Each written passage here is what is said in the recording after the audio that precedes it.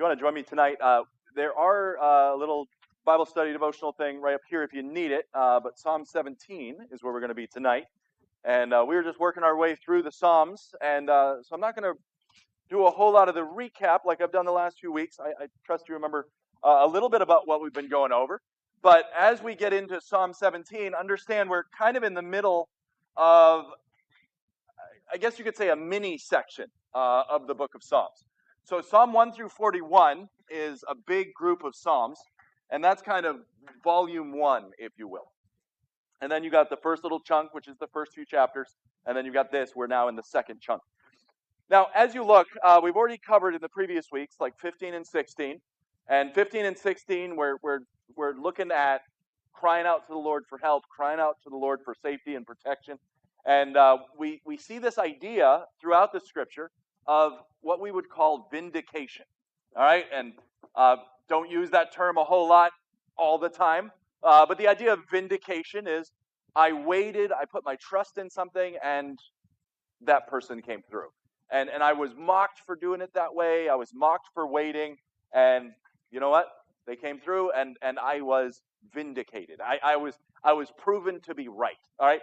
Now, it's not one of those like, I told you so. But it is like David is going to look and say, I have trusted the Lord. I have waited on him. I have put my faith in him, and it didn't look like he was going to come through, and then did. And there we go. And that's what you're going to see David do as we go through Psalm 17. He's basically going to come back, and he's going to say, okay, first thing I need to do, first thing I need to understand is I need to come back to an examination of my own heart, and I'm examining where they are as well. All right? And so this is an examination of my motives and what is going on inside me. And so if you've got your devotional thing there, you've got it. And look where it starts out. Psalm 17. He says, hear the right, O Lord. Attend unto my cry. Give ear to my prayer that goeth not out of feigned lips. Okay? And so the idea here is my heart is pure. Now, this is not a new concept in the Psalms. All right, I trust this is, you're like, a pure heart? What? Like, okay. We've been going over this for weeks. We've come upon this same theme over and over and over. But look what he's doing. He's saying, God, check my heart. Make sure I'm in the right. All right? I appreciated what Brother David said tonight. He said, bring revival to our church. Have you ever thought that? Like we need to have revival in our church. Because sometimes we stagnate. We start going through the motions. We're not... think about the church at Laodicea. The church at Laodicea, what happened with the church at Laodicea is right here, and you have the cold water coming in from one side, and you have the hot water coming in from the other side. And so what Jesus is doing is he says, you got cold water coming from over here, you got hot water coming from over here, and by the time it gets to where you are, it's lukewarm. And it's useless. Because the cold water is refreshing. So cold water has its place. And the warm water has some medicinal purposes that are really nice. But by the time either of those reaches you, because they're so far away from the source, they have become utterly useless for their original purpose. The cold water is now lukewarm. The hot water is now lukewarm. And so he said, I wish you were cold, or I wish you were hot, because then I would have a use for you. But you're so far away from the source that by the time, it just makes me sick. And that's a challenge that we have to face every day, to wake up and say, hey, am I still on fire for the Lord? Hey, do I still care about what the Lord has to say? And so what David is doing here is he's saying, Lord, I am praying a prayer, and I'm not putting on a show here. It's not a pretense. It's not me going, if I just say these fancy schmancy words, he'll listen. It's no. My heart and what's in my heart is coming out through my mouth. What he's going to do, though, is he's going to say, just check, though, Lord. Check my heart. Make sure I'm where I should be. All right? And again, his heart check. He says, I don't have a fake motivation. My motivation is pure.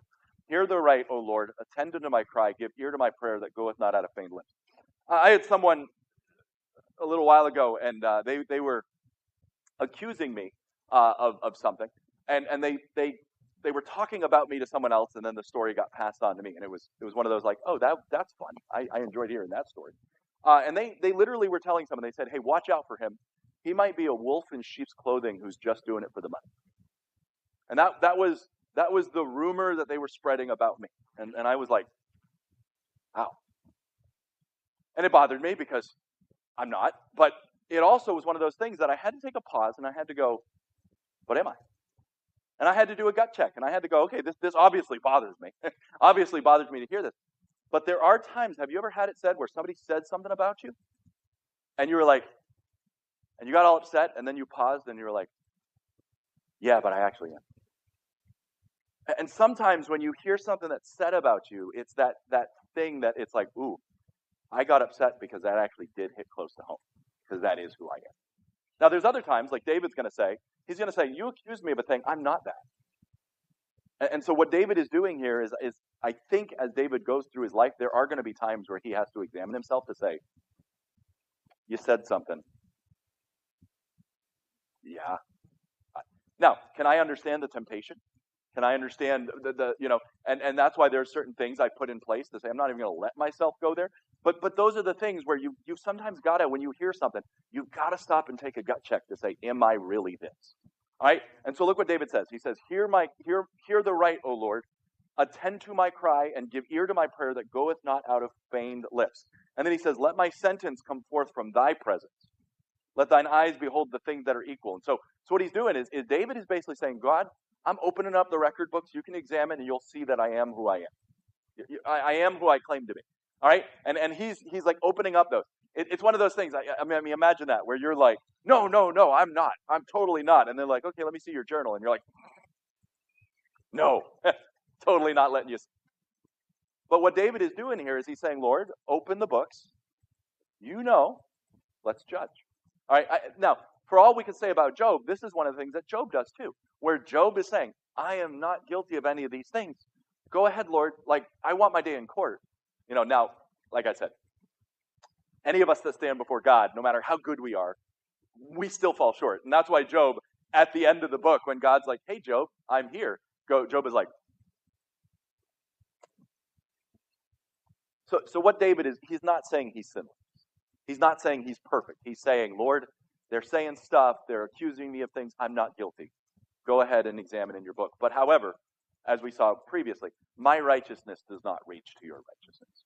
I'm still falling short. And that's the thing, whenever we're accused of anything, we could still go, oh, trust me, if like, you're not going to say anything about myself I have not already said.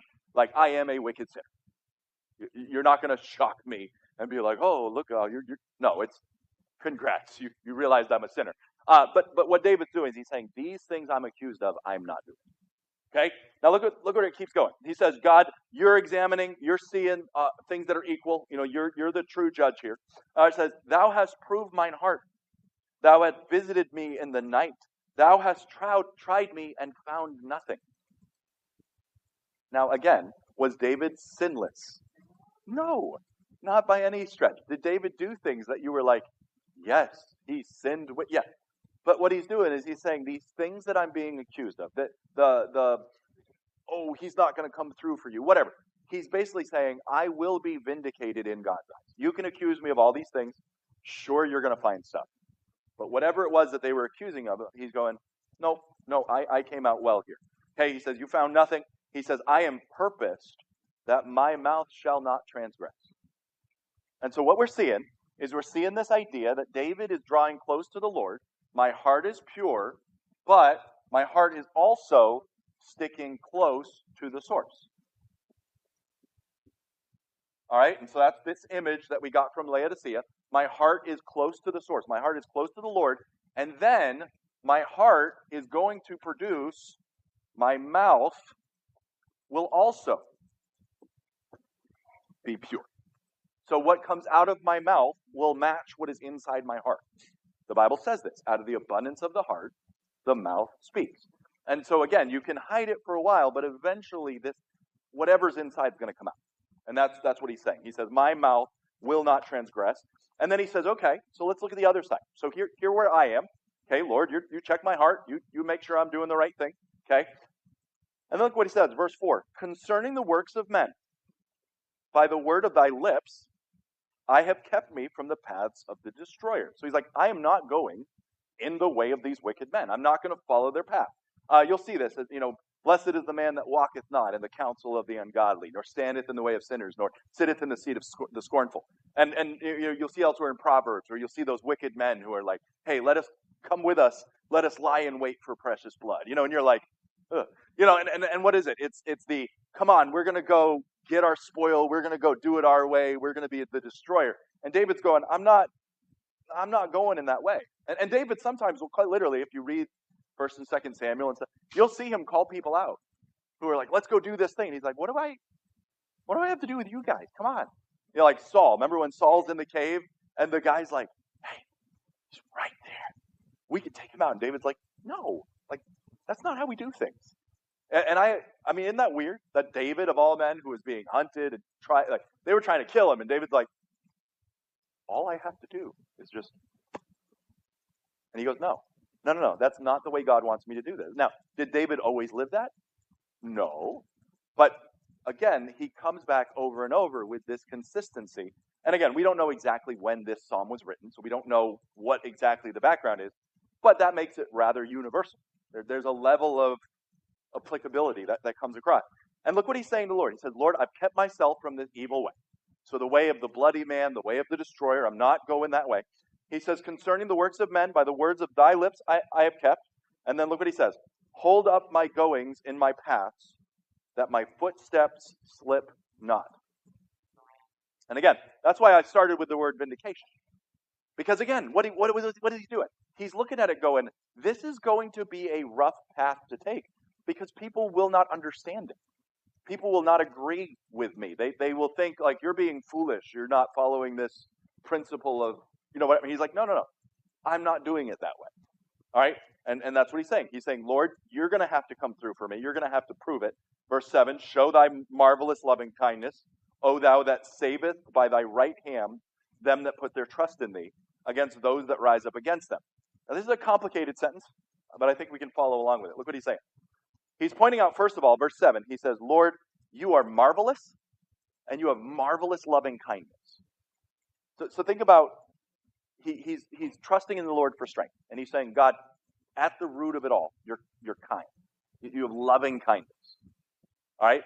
So there's not this cruelty. I mean, we've seen this with leaders before, where there's a harshness, a cruelty.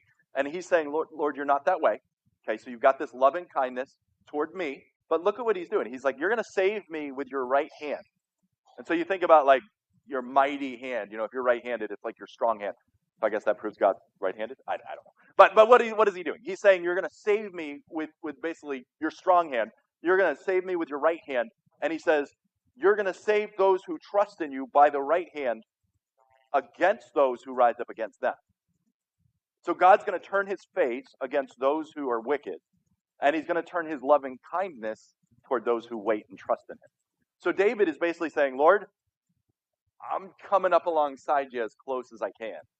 And it's going to affect my heart, and it's going to affect my mouth, and it's going to affect what I wait on. And I'm just going to hold real tight to you, Lord, because what other choice do I have? I could go do it the wicked man's way. I could wander from these paths. I could go do whatever. But I understand the danger of wandering too far from the closeness that is the Lord. All right? And so that's why I'm using the Laodicea illustration. Because Laodicea became useless. They became lukewarm because they got too far away from the source of the hot or the cold. That's what he's trying to say in Laodicea. He says, you're too far. So if we wander from the Lord, we also become lukewarm. We become, oh, well, I can flub this a little bit. I can let this one, it's not that big of a deal. And you'll notice that kind of cascades. Like you wander a little bit, and then you wander a little bit more, and a little bit more. And David is going to use illustrations like sheep. And Isaiah is going to also use illustrations like sheep. Because what? All we like sheep have what? Gone astray. We have turned everyone to his own way. And the beauty of that is it then shows the loving kindness of the Lord, that he takes the iniquity of us on himself and redeems us. But the reason we keep being compared to sheep is because, as the song says, we are prone to wander. And that's the idea. You get too far away from the source, you become lukewarm. And that's why, again, we need, I think it was very timely to say we need the revival. We need that stirring of the Spirit to go like, I actually care again. And again, I remember I was in college and we had this thing, I don't know why it was called this, I have no idea. But I had a friend, he was from Korea, and he started this thing called a cell group, which I guess was appropriate for college. I don't know where the term came from. But we would gather for prayer.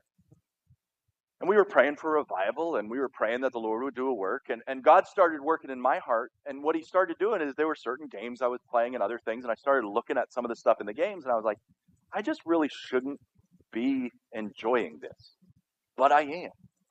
And so I started saying, like, I need to get these out of my life. And what I've noticed through the years is there are times where I'm a little closer to the Lord and certain things bother me a little more. And then there's other times where I'm like looking at what I'm enjoying and going, wow, like 5 years ago, I would have been embarrassed by this, but I don't even feel a thing now. Like, and I don't know if you've had that in your life where you've gone through and you started looking at your entertainment choices or whatever, and you're like, boy, I've drifted.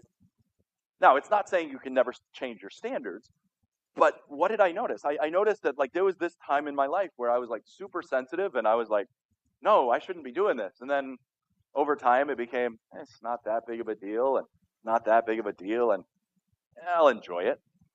And that was kind of to show how my spirit had drifted in a lot of ways, and I started allowing things. But how does it start? It starts with a little foot in the door, a little bit more, a little bit more, and a little bit more. And that's how it worked. But what I found amazing is this friend of mine who started this cell group, I mean, he was on fire. He loved the Lord, did all this. Years later, I tried to track him down, and I met someone who was like a relative of his, some distant. Took about 5-10 years. He had cheated on his wife and divorced her and moved away. And it was startling to me to be like, him? Of all people? Like, him. Wow. And we are susceptible to fall into those sins. I mean, look at what David did. David is here saying, I am right with you. I am godly, Lord. I mean, we saw David at one point in his life, he felt convicted because he cut the hem off of Saul's robe. Because he was like, I can't lift up my hand against the Lord's anointed. And fast forward like 20 years, and what is he doing? I mean, he fell off. Now, what was it? I don't know. I mean, we could look at the pattern and be like, wrong place at the wrong time, and no one stood up against. I don't know. But there were things that you saw with David where he starts off super sensitive to like everything. And then you fast forward to toward the end of his life, and for whatever reason, he just let up. And so that's where, again, David at this point in his life is saying, I'm trusting. I'm holding tight to God's right hand, and I know you're going to support me, and I'm going to stick with you. This is the same David that, look what happened, just down the road. All right, look at verse 8. Keep me as the apple of thine eyes. Hide me under the shadow of thy wing. Now, in your devotional here, I dig into that bird-like imagery a little bit, because God and Jesus uses the imagery of himself. He uses the image of him being like a bird with all these little hens or little birds under his wings. And you think about the protection that like a mother bird has. People get all excited. They're like, oh, God is using female imagery of himself. It's like, it's a bird. It's a hen. Like, what do you think? Like a big rooster's going to do that? I mean, roosters will fight, but I don't think I've ever seen a rooster sitting on eggs. But what is it? It's meant to be that intimacy that a mother hen would have for her chicks, or an eagle, or things like that. And he says, hey, you're going to hide me under the shadow of your wings. So there's this level of protection. And I don't know where chickens get the reputation for being scared. All I know is I used to raise chickens when I was a little kid, and I remember grabbing one of the little baby chicks, and I ran. So we had this big chicken coop, and we had this little trail that came down the side. So I grabbed one. I grabbed the hen. That's what I did. I grabbed the hen, and I ran. And I started running up the side of this chicken coop. And I turn around, and that rooster just appears. Like he booked it down the trail, and he turns, and he looks at me. And he started chasing me down the length of that building after his hen. He was like, you are not taking her. And I mean, and they've got those little barbs. I don't know what the talon, whatever they are. And I mean, he was mean. And that's the thing. Like, you mess with a bird's chicks, and she'll come at you. One time we had this long grass field next to our house, and I think it was a wood grouse or looked like a little pterodactyl just sitting there in the bushes. And she was sitting on her young. And we had this trail that went through the field in the long grass, and we would walk right by her, and we could hear her like squawking at us. And my brother like almost got his face gouged by the thing because he was like leaning over and messing with her, and she was not having it. And so she, again, not going to let anyone touch her babies, not going to let anyone mess with her chicks. I mean, she's coming at your face. And so, again, that's the imagery that's being presented here. He's saying, just like a mother bird goes all like, I guess mixed metaphors here, goes all mama bear, that mother bird is going to like go at you. That's the idea. Like, God might not be acting instantaneously, but when he acts, he's coming for your face. Like that's this, and what happens if you look through some of the other passages I added in for your devotional, God uses that image over and over to say, just like a mother bird is going to protect her babies, that's what I want to do if you would stay underneath my wings. And so what do we see? We see that closeness illustration again. There's a closeness because there's a warmth.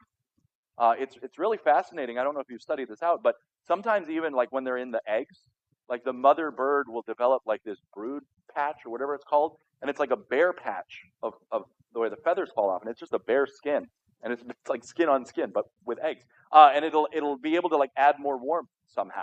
I don't know how it works, but it's the weirdest thing. And so sometimes they'll lose the feathers so that they can be that close to the eggs. And so again, it's a fascinating image of the protection that a bird gives to her babies. And that's what God is trying to say. He's like, I want to be that. Let me be that for you. But if you're a wandering little chick and you wander off, that's where you put yourself in danger. And again, David is trying to say like, hey, stick under the wings. All right? Now, look what he says. He says, you keep me as the apple of your eye. So like you can't get that thing out of your eye. It's right there. Hide me under the shadow of thy wings. And then look what David's doing. David is appealing and saying, protect me, Lord, from the wicked that oppress me, from the deadly enemies, from they that compass me about. All right, and so again, it's that idea of God's going to be my protection. God's going to be, though all the enemies seem to be around me, he is going to be the one that protects me. But then what David's going to do is he's going to say, okay, let's take a look at who these people who hate the Lord are. And it starts talking about their speech and their heart and where are they. And so he starts out, he said, they have been enclosed in their own fat. So again, very, very mobile, very, but again, what is it? They're self-sufficient. They think they're okay. They're just like, this big thing that's just kind of sitting there. And again, I can only think of Eglon from Judges. Remember that guy who, the dirt came out. Yeah, yes. But I mean, think about that. Like Eglon is just this rotund fellow who sucked a dagger into him, and it was a foot long. Yeah, that's a big man. All right, and so the image here is this big guy who's just like, okay, one shouldn't be too terribly intimidating. Can't move too fast. He's just there, just enclosed in his own fat. But he's like, the expression, he's fat and happy. I mean, that's kind of the idea of this guy. And he's just sitting there. They're enclosed in their own fat, but then they're impressed with themselves. And so it says, with their mouth they speak proudly.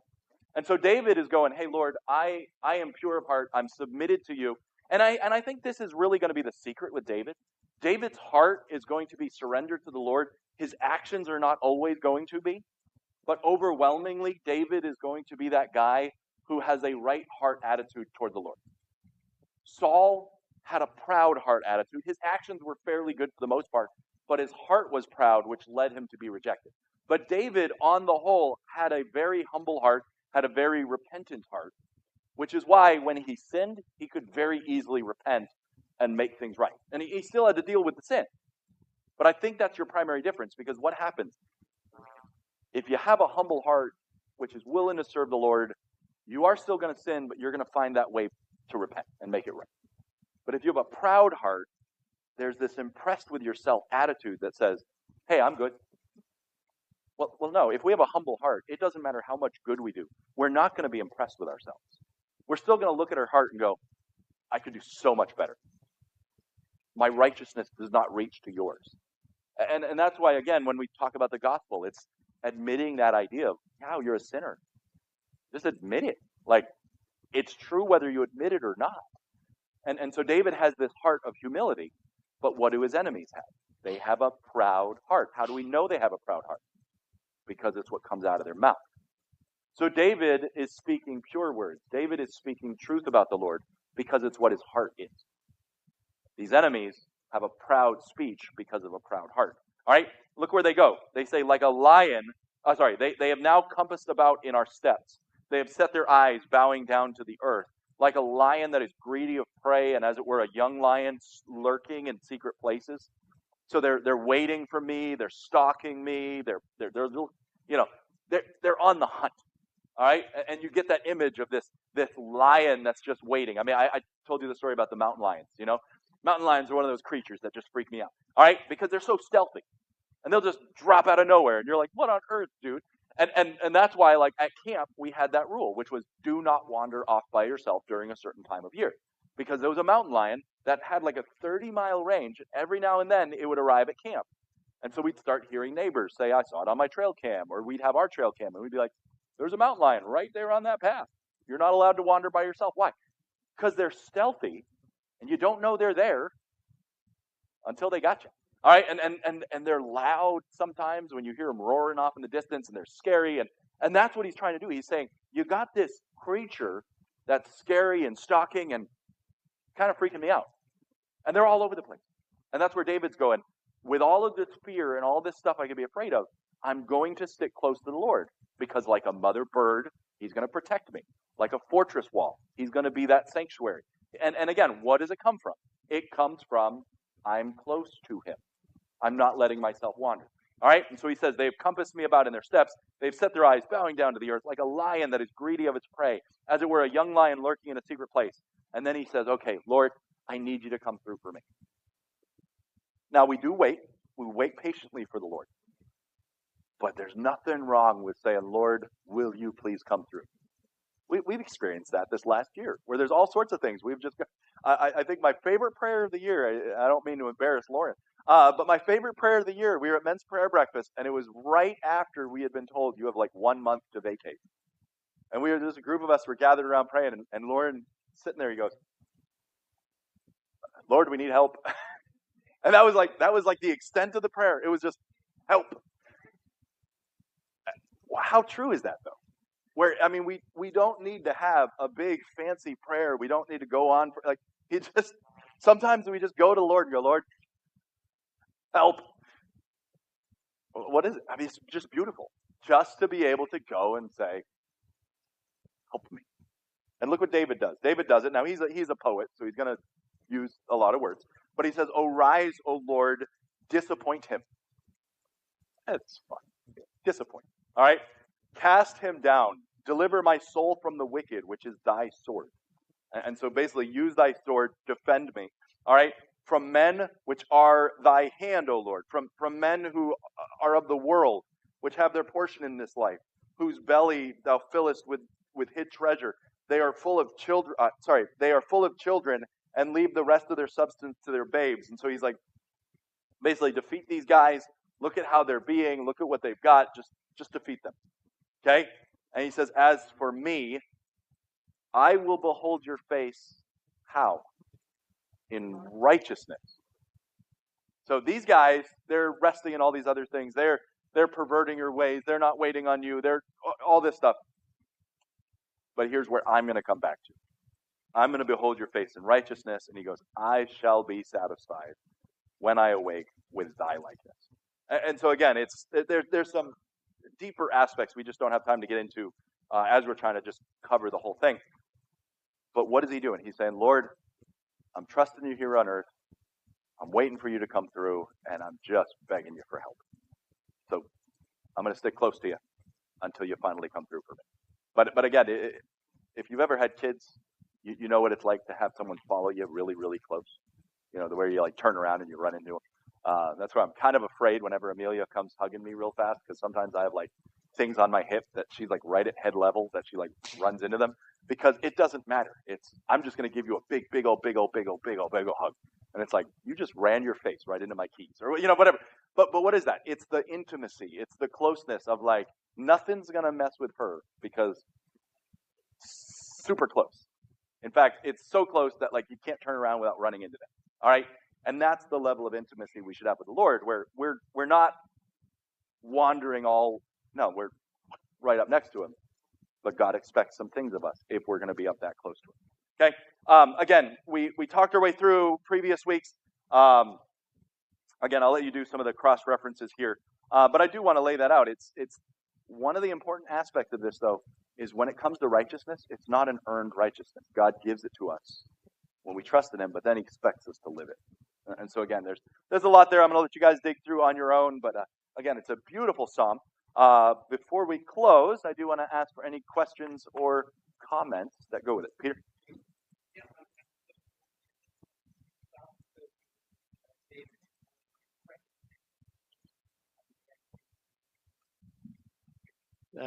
Then in something as we've just attested to, it's more of a supplication now to the Lord. He's sort of rendering his heart back to the Lord and such, rather than continually questioning the Lord and the Lord's support. Yeah, and so we're part of like a different set of psalms. So you do see kind of a development in some of these. So yeah, it's beautiful to kind of see how David, and I think this is where it gets just real. Because there are going to be times in our life that we are questioning and we have doubt, we're struggling. And then there's other times where, I mean, he's very confident in this one. Like he's pretty solid in this one. But then there's others where he's saying like, "Oh my soul, why are you cast down?" And I think that's realistic to our experience with the Lord. There are days where we're like, I'm feeling real good. And things aren't great, but at least I'm feeling good about where I am. And then other days you're like, I feel like,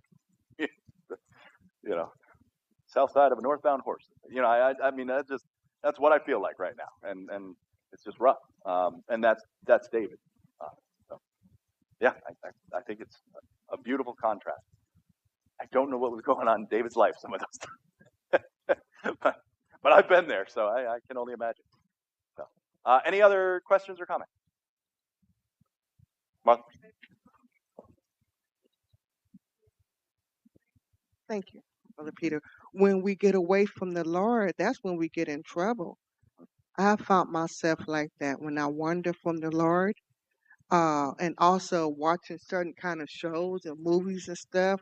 Like a matter of fact, today it happened. I've been watching, instead of getting that praying to God, like I said, I decided to watch my cooking shows, something like that. Well, today he been working with my heart, and I decided to look at David Jeremiah. It was on the TV. I said, God, look at you working in my life. I made a better decision today than I did the other days. Yes. And I think so. I used the illustration of David with cutting off the hem of Saul's robe to like the Bathsheba situation. That whole mess. Again, think of just in your own life. Have there been times where certain things have bothered you deeply? And I can say yes. There have been times where certain decisions, actions, entertainment bothered me deeply. And then fast forward 10, 15 years, I look back and I'm like, oh, why did I have that standard? And then you have to ask the question, did I have a good reason for giving that standard up? Now, one, it might have just been I had that for a moment because that's just the way I was at that point and I've grown. Okay. But sometimes it's I haven't grown, I've drifted. And that's kind of the contrast. I'm not saying you can never change your opinion. Obviously, we all change our opinion on entertainment and things that we do and things we allow. All right, there's some things that I don't allow my kids to watch now that 10 years from now I'm going to let them watch. Okay, there's a difference between an 8-year-old and an 18-year-old. They can handle different things. All right, but you got to look and like David, like I said, I mean, he cut off the hem of Saul's robe and felt bad about it. And then he does that, and you're like, and so those are the types of things that sometimes I think we have to stop. And like Solomon, he's so humble with the Lord to go, I don't know how to do this job. I'm going to pray, and I'm going to seek God's face, and God's going to, and then Solomon's setting up all these false idols in his house and taking matters into his own hand. And you're like, Solomon, how did you go from here to here? And it probably was not like a sudden thing. It probably was a drift. And so again, just things to meditate on as we go. All right, any other questions or comments?